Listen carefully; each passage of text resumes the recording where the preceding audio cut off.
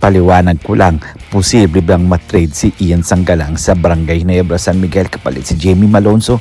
Sa ngayon, wala pang kumpirmado na trade sa kanito. May mga lumalabas sa rumors lang sa social media na posibleng trade idea. Sanggalang papuntang Ginebra at Malonzo papuntang Magnolia. Pero wala pang official na balita o announcement mula sa PBA o sa dalawang team. May isa pang mahalagang bagay. Si Malonzo ay umalis muna sa Barangay Ginebra para maglaro sa Japan B-League. At ngayon, sa masamang palad, nakabalik na nga siya dito ulit sa ating bansa. Kaya sa ngayon, trade Sanggalang to Malonzo, malabo pa yan mga parokoy. Kung babalik si Malonzo sa PBA, saka pa lang posibleng pag-usapan ang trade. Basketball logica, si Sanggalang ay center and post player. Si Malonzo ay athletic forward na pang fast break ng Ginebra. Magkaiba sila ng role kaya hindi rin sigurado kung gusto talaga ng Ginebra ang ganitong trade. Posible bang maging coach din si Coach Baldwin sa Barangay Ginebra? Well, tapusin natin ton si Jamie Malonzo. Nakapanghinayang lang dahil malabo nga itong makabalik sa PBA hanggat hindi pa natatapos ang kanyang problema. Well, may 3 years ban nga siya, di ba mga parkoy? Well, nasasayang nga ang kanyang paglalaro dahil kung ako sa kanya mga parkoy, maglaro muna siya sa ibang koponan, lalo na sa MPBL. Open pa doon. Maglaro siya ng 2 years and then balik siya sa Barangay Ginebra hanggat matapos ang kanyang ban.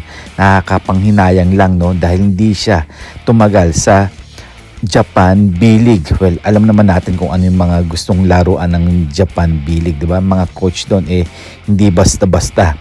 Well, sa ngayon lang mga parkoy, tambay pa si Jamie Malonzo. Hindi pa alam ng kanyang susunod na lalaruan. Hintay lang tayo dahil babalik at babalik pa rin yan sa Barangay Ginebra.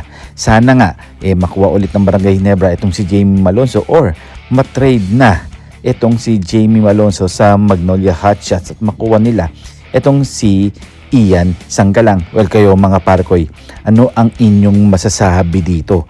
Posible kaya matrade ito balang araw? Itong dalawang player na to? Well, dyan tayo maghihintay. Ang coach ng Barangay Ginebra na si Coach Tim Con ay isa siya sa pinaka-successful coach sa PBA history na may 20 championships. May role at culture sa PBA na mas gusto nila Filipino head coach and foreign coaches na kadalasan consultant lang ang role. Si Tab Baldwin ay busy sa Ateneo at development basketball at kilala sa system na pang college at international level. Sa summary ko lang mga parkoy, Ian Sanggalang, Ginebra, posible pero rumor lang yan. Walang mangyayari pang official. Trade kapalit si Malonzo, malabo ngayon dahil nasa Japan si Malonzo at nakabalik na rin nga dito sa Pilipinas. Tab Baldwin, maging Ginebra coach, halos walang pag-asa dahil nandiyan pa si Coach Tim Con at may PBA rules tungkol sa foreign coaches. Kayo, kung kayo ang tatanungin, gusto nyo ba maging coach itong si Tab Baldwin sa Barangay Ginebra kapalit ni Coach Tim Con? Dahil alam naman natin na tumatanda na nga si Coach Tim Con at magre-retire na rin to. And this is Ton The Boy Vlogs. I'm out. God bless you all.